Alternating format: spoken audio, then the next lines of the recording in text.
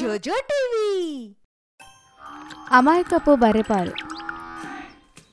సూరజ్పూర్ అనే గ్రామంలో కిషోర్ అనే ఒక మేస్త్రి ఉండేవాడు. అతను తన కుటుంబంతో చాలా సంతోషంగా ఉండేవాడు. కిషోర్ దగ్గర తన బామ్మర్ది ఇచ్చిన ఒక బర్రె ఉండేది. ఆ బర్రె చాలా అమాయకపు బర్రె. కిషోర్ దాన్ని బాగా ప్రేమగా చూసుకునేవాడు. ఇంకా ఆ బర్రె కూడా కిషోర్ని బాగా ఇష్టపడేది. కిషోర్ ఒక మంచి మేస్త్రి కూడా.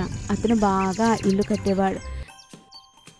కిషోర్ ఎప్పుడు పని మీద బయటకు వెళ్ళినా ఆ అమాయకపు బర్రె కూడా అతని వెంటే వెళ్ళేది. కిషోర్ పని చేస్తూ ఉంటే ఆ బర్రె అక్కడ తింటూ ఉండేది. అరే కిషోర్, ఇక్కడ చూడు, వచ్చేసింది నీ గేదె. నేను చెప్పాను కదా, నువ్వు లేకుండా నీ గేదె ఉండలేదని. అవును మహేష్, నువ్వు నిజమే చెప్పావు. నాకు ఈ గేదెతో ఉన్న సంబంధం అలాంటిది. అది సరే కానీ నీ తర్వాత నీ పిల్లలు దీనికి సేవ చేస్తారా? అది మహేష్, అది సమయమే చెప్తుంది ఏంటనేది. కానీ కిషోర్ ఇంకా మహేష్కి ఈ విషయం తెలీదు.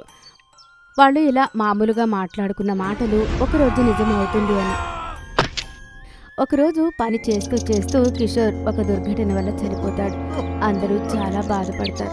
కానీ అందరికన్నా ఎక్కువ బాధ అతని బర్రెకి కలుగుతుంది.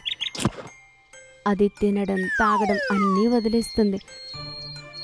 ఆ విషయానికి కిషోర్ కుటుంబం చాలా కంగారు పడుతుంది. అప్పుడే అక్కడికి కిషోర్ బాబాయ్ వస్తాడు. ఇంకా అతను కిషోర్ కొడుకుతో ఇలా అంటాడు, బాబు కంగారు పడకు, నువ్వు కూడా మీ నాన్నలా దీనికి సేవ చెయ్యి. తరువాత చూడు, కొన్ని రోజుల్లోనే ఈ గేదె బాగవుతుంది. ఇది పాపం బోలీ గేదె. కిషోర్ కొడుకు సురేష్ అతని మాటలు వింటాడు. ఇంకా అతను బోలీకి బాగా సేవలు చేశాడు. కొన్ని రోజుల్లోనే బోలీ బాగైపోతుంది. ఇంకా అది కిషోర్లానే సురేష్ని కూడా బాగా ప్రేమించేది.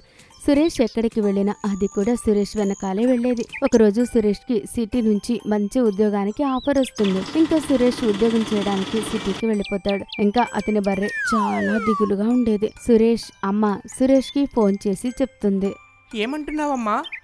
నువ్వు కంగారు పడకు, నేను రేపే తిరిగి వస్తాను. సురేష్ అతని ఇంటికి తిరిగి వెళ్తాడు. సురేష్ని చూడగానే బోలి మళ్ళీ ఆనందంగా ఉంది. ఇంకా చాలా పాలు ఇవ్వడం మొదలు పెడుతుంది. బోలి పాలు చూసి సురేష్ మనసులో ఒక ఆలోచన వస్తుంది. ఇంకా అతను పాల వ్యాపారం మొదలు పెడతాడు. ఇంకా ఆ బోలి వల్ల అతను పగలు రాత్రి ఆ పాలమ్మి బాగా సంపాదిస్తాడు. అప్పుడు సురేష్ బోలితో ఇలా అంటాడు, భోలీ, నీకు చాలా చాలా ధన్యవాదాలు. నువ్వు నాకు దారి చూపించావు. ఇంకా నేను ఇంట్లోనే ఉంటూనే నీకు సేవ చేసే అదృష్టాన్ని ఇచ్చావు. ఇంకా నేను ఇంట్లో ఉంటూనే సంపాదించుకునే దారి చూపించావు. నిన్ను వదిలి ఎక్కడికి వెళ్ళనిక.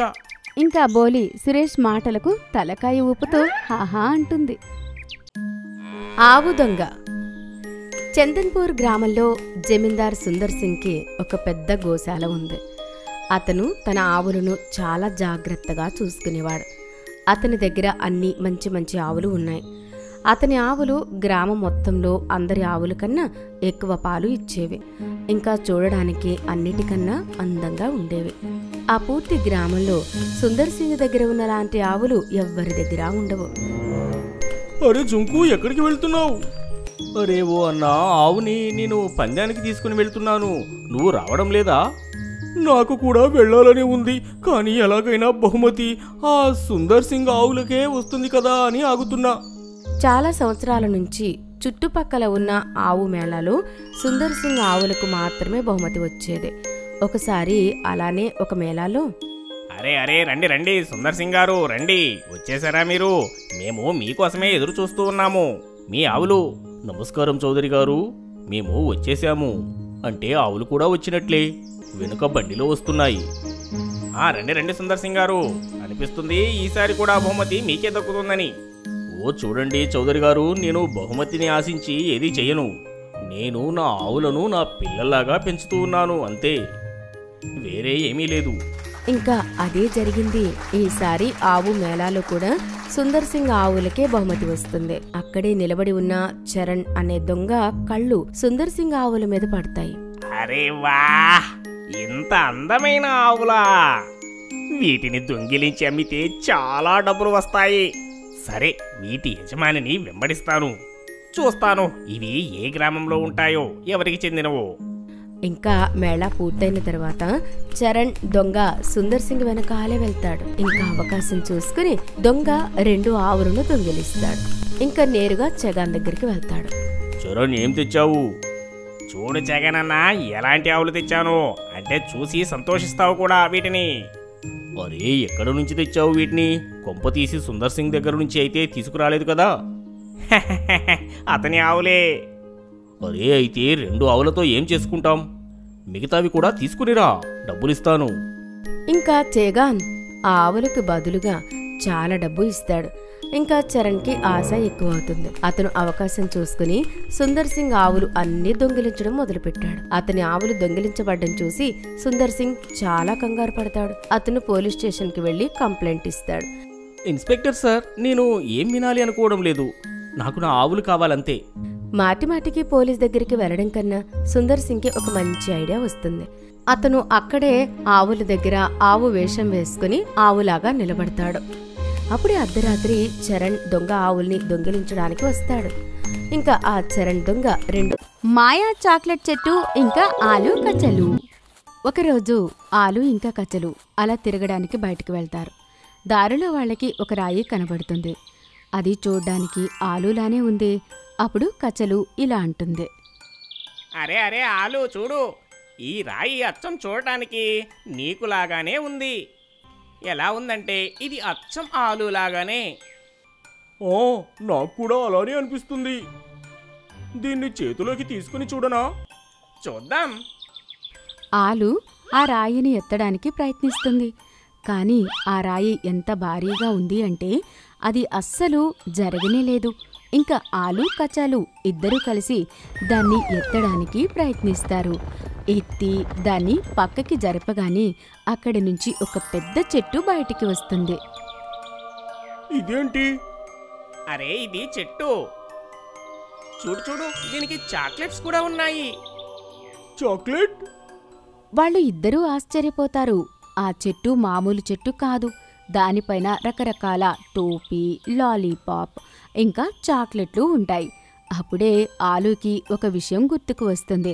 ఇంకా అది కచలుతో ఇలా అంటుంది. ఒరే యార్, నా మనసులోకి ఒక ఆలోచన వచ్చింది. చిన్నప్పటి నుంచి నాకు ఒక కల ఉండేది. సిటీలోని పిల్లలు టోపీ చాక్లెట్ తిన్నప్పుడు మనకు కూడా అది దొరికితే బాగుండు అనిపించేది. మన దగ్గర కూడా అలాంటి చెట్టు ఒకటి ఉంటే బాగుండు అనిపించింది. నేను నిన్న కలలో ఇలాంటి చెట్టు ఒకటి చూశాను. నాకేం తెలుసు ఇవాళ ఈ మాయా చెట్టు మనకే దొరుకుతుందని. ఏమన్నావు? అవునా? కచలు చాలా ఆశ్చర్యపోతుంది. తర్వాత ఆలు మళ్ళీ కచలుతో ఇలా అంటుంది. ఆ విషయాలన్నీ వదిలేయ్, పద ఇక టోపీ అను చాక్లెట్ మనం తీసుకుందాము. ఆలు ఇంకా కచలు ఆ చెట్టు ఎక్కి కావలసినన్ని చాక్లెట్లు తింటారు. చాక్లెట్ తిని వాళ్ళు ఇంకొన్ని చాక్లెట్లు వాళ్ళ మిత్రుల కోసం తీసుకుంటారు. అదంతా సరేలే, కానీ ఈ చాక్లెట్ వల్ల మన కడుపులు పాడైపోతే అది చాలా కష్టం. లేదు లేదు, అలా ఏం జరగదు. నువ్వేమీ కంగారు పడకు. ఇంకా కిందికి దిగుదాం పదా. ఆలు కచ్చలు కిందికి దిగి ఒక బండిలో వాళ్ళ చాక్లెట్లు ఇంకా టోపీ వేసుకుంటారు. కానీ కాసేపటి తర్వాత తిరిగి చూస్తే అక్కడ మాయా చెట్టు లేనేలేదు. ఇద్దరూ ఆశ్చర్యపోతారు. ఇంక వాళ్ళు ఆలోచిస్తూ అలా చూస్తుంటారు. అరే, అదేంటి? ఆ చెట్టు ఎక్కడికెళ్ళింది? ఆ ఇద్దరూ ఆ అద్భుతం చూసి చాలా ఆశ్చర్యపోతారు. ఇంకా ఒకరి ముఖం ఒకరు చూసుకుంటూ ఉంటారు. అప్పుడు ఆలు కచ్చలుతో ఇలా అంటుంది. ఇది అచ్చం నా కలలానే మాయమైపోయింది. ఇంకా ఇంటికి పద కచాలు, చాలా భయంగా ఉంది ఇక్కడ. ఇద్దరూ భయపడి ఇంటికి వెళ్తారు. ఇంకా ఇంటికి వెళ్ళి అతిగా చాక్లెట్టు తింటుంటారు. సోనియా అనే అందమైన పాప తన వాకిట్లో ఆడుకుంటూ ఉంటుంది. తన వాకిట్లో చాలా అందమైన చెట్లు ఉండేవి. వాటికి అందమైన పూలు కాసి ఉంటాయి. ప్రతిరోజు అక్కడికి రంగురంగుల సీతాకోక చిలుకలు వచ్చేవి. సోనియా వాటిని చూసి చాలా సంతోషించేది. అమ్మా చూడు, ఇంత అందమైన సీతాకోక చిలుకలో ఈ పసుపు రంగు చిలుక అయితే నాకు చాలా బాగా అనిపిస్తుంది. ఇది చాలా అందంగా ఉంది. అమ్మా, నేను ఈ పూల మధ్యలో ఉంటే వీటికి ఎలాంటి ఇబ్బంది కలగదు కదా? లేదు తల్లి, ఎలాంటి ఇబ్బంది కలగదు. కేవలం వాటిని ముట్టుకోవద్దు అంతే. చాలా నాజుగ్గా ఉంటాయి. ఒకరోజు పెద్ద వర్షం పడుతుంది. ఇంకా ఒక సీతాకోక చిలుకకు దెబ్బ తాకి చెట్టు కింద పడి సోనియాకి కనబడుతుంది. సోనియా మెల్లిగా దాన్ని ప్రేమగా మళ్ళీ పువ్వు పైన పెడుతుంది. హా, నీకు చాలా దెబ్బ తాకింది. నిన్ను జాగ్రత్తగా ఎలా చూసుకోవాలి? అమ్మ చెప్పింది మీ రెక్కలు చాలా సున్నితంగా ఉంటాయి అని. అందుకే నిన్ను ప్రేమగా ఎత్తడానికి ప్రయత్నించాను. నీకు దెబ్బ తాకి ఉండదు అని ఆశిస్తున్నాను. ఏ సీతాకోక చిలుకకు అయితే సోనియా సహాయం చేస్తుందో అది మామూలు సీతాకోక చిలుక కాదు. అది ఒక మాయా సీతాకోక చిలుక. వెంటనే సీతాకోక చిలుక ఏ పువ్వు మీద అయితే కూర్చుంటుందో అది బంగారు సీతాకోక చిలుకలా మారిపోతుంది. అది చూసి సోనియా ఆశ్చర్యపోతుంది. హా, నిన్నటి వరకు ఇది అందంగా కనిపించేది. ఇంకా అచ్చం నిజమైన సీతాకోక చిలుకలా కనబడింది. ఇప్పుడు హఠాత్తుగా ఇది బంగారు సీతాకోక చిలుకలా ఎలా మారింది? హా, ఏంటి విషయం? సీతాకోక చిలుక, నాకు చెప్పు, అసలు ఏమాయా ఎలా జరిగింది?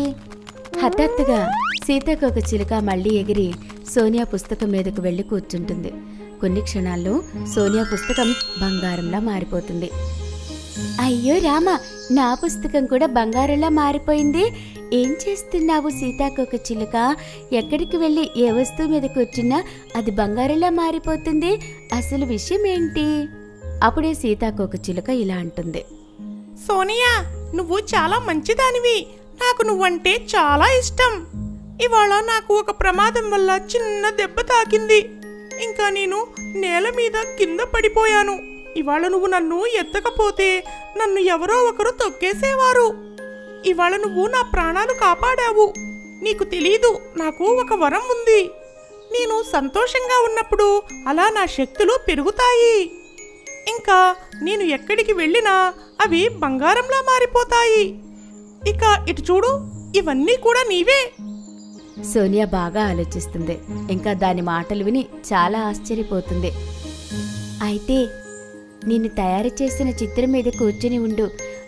అది బంగారం అయ్యేదాకా, నీ గాయం తగ్గేదాకా ఇక్కడే ఉండు. నాకు ఎక్కువ ఆశ లేదు. ఇక్కడే ఉండు, సరేనా? సోనియా చాలా సంతోషిస్తుంది. ఆ సీతాకోక చిలుక ఆ చిత్రం మీద కూర్చోగానే అది బంగారంలా మారిపోతుంది. పక్షి యొక్క మట్టి గుడ్డు. చలికాలం ఒక చిన్న పిట్ట చాలా గుడ్లను పెడుతుంది. కానీ ఈ సమయంలో అది దాని గుడ్ల గురించి చాలా కంగారు పడుతూ ఉంటుంది. ఎందుకు అంటే చలికాలంలో చెట్టుకు ఉన్న ఆకులన్నీ రాలిపోయేవి. దాని గుడ్లను అందరూ చూసేవారు. దాని భయం ఏంటి అంటే పోయినసారిలానే ఏదో ఒక పక్షి వచ్చి దాని గుడ్లను తినేస్తాయేమో అని. ఈ విషయం అది దాని మిత్రురాలు నక్కకి చెప్తుంది. నక్క అక్క, నువ్వు ఎలా ఉన్నావు? నేను బాగున్నాను. ఏంటి విషయం? ఇవాళ నేను నీకు ఎలా గుర్తొచ్చాను? చాలా కంగారులో ఉన్నాను. చలికాలం వచ్చింది. అన్ని చెట్ల ఆకులు రాలిపోయాయి. నా గుడ్లు సాఫీగా అందరికీ కనిపిస్తున్నాయి. నాకు పగలు రాత్రి చాలా కంగారుగా ఉంది. ఎవరైనా నా గుడ్లను తినేస్తాయేమో అని. నువ్వు చాలా తెలివైన దానివి. నువ్వు నాకు ఏదైనా ఉపాయం చెప్పవా నా గుడ్లు సురక్షంగా ఉండడానికి? నువ్వు చాలా తెలివైన దానివి. వా నీకు నేను ఎలా గుర్తొచ్చానా? సరే, ఏమీ పర్వాలేదు. అందరికీ తెలుసు నేను తెలివైన దాన్ని అని, బాగా హుషారుదాన్ని అని. అందరికీ సహాయం చేయడానికి ముందు ఉంటాను. ఇంకా నువ్వు నా స్నేహితురాలివి అయితే నా మాట విను. ఎక్కడ పచ్చని ఆకులు లేవు. ఇంకా ఏంటి, పద, అదే రంగుగుడ్లను తయారు చెయ్యి. అచ్చం మట్టిలాగా ఉండాలి. నాకు ఏమీ అర్థం కాలేదు. అరెరే, ఈ రంగుగుడ్లు అంటే మట్టి రంగు వెయ్యి నీ గుడ్లకు. ఇంకా చూడు, చుట్టుపక్కల మట్టి తెచ్చి వెయ్యి. ఎవ్వరూ అస్సలు గుర్తుపట్టలేరు అవి గుడ్లు అని. అవి పూర్తిగా మట్టి రంగులోనే ఉంటాయి. హా, ఈ ఐడియా అయితే చాలా బాగుంది. పద, నువ్వు నాకు సహాయం చెయ్యి. నాకు పూర్తి నమ్మకం ఉంది. ఈ ఉపాయం బాగా పనికి వస్తుంది. ఇంకా నా గుడ్లకు ఎలాంటి ప్రమాదం ఉండదు. ఇంకా ఆ పిట్ట దాని గుడ్లను మట్టి రంగులోకి మారుస్తుంది. చుట్టుపక్కల అంతా మట్టి వేస్తుంది. ఎలా ప్రవర్తిస్తుందంటే అక్కడ గుడ్లే లేనట్టు. ఇంకా ప్రతిరోజు అక్కడి నుంచి పక్షులు వెళ్తూ ఉంటాయి. కానీ వాటికి అస్సలు తెలీదు అక్కడ పిట్టగుడ్లు ఉన్నాయి అని. నక్క కూడా చుట్టుపక్కలే తిరుగుతూ కాపలా కాస్తూ ఉండేది. ఇంకా ఒకరోజు నక్క పిట్టతో ఇలా అంటుంది. ఏంటి చెల్లి, ఎలా ఉంది మన ఉపాయం? నీకు నిజంగా చాలా చాలా ధన్యవాదాలక్క. ఇవాళ నా పిల్లలు బయటకు వచ్చాయి, అవి సురక్షితంగా ఉన్నాయి.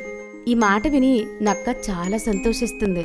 ఇంకా సంతోషంతో ఏడుస్తూ ఉంటుంది. అరే, నువ్వెందుకు ఏడుస్తున్నావు? నేనేం చెయ్యను, అడవిలో అందరూ నన్ను హుషారు ఇంకా తెలివైన దాన్ని అనుకుంటారు, ఇంకా చెడ్డదాన్ని అని. కానీ నువ్వు నన్ను నమ్మి నన్ను సహాయం అడిగావు, నా మాట విన్నావు. నేను నీ సహాయం ఎప్పటికీ మర్చిపోను పిట్టా. నువ్వు నన్ను నమ్మావు. నేను నిజంగా అంత చెడ్డదాన్ని కాదు. అడవిలో జంతువులు ఎలా అయితే నన్ను చెడ్డదాన్ని అనుకుంటున్నాయో.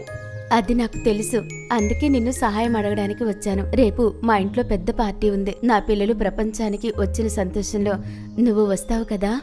సరే సరే, నేను తప్పకుండా వస్తాను.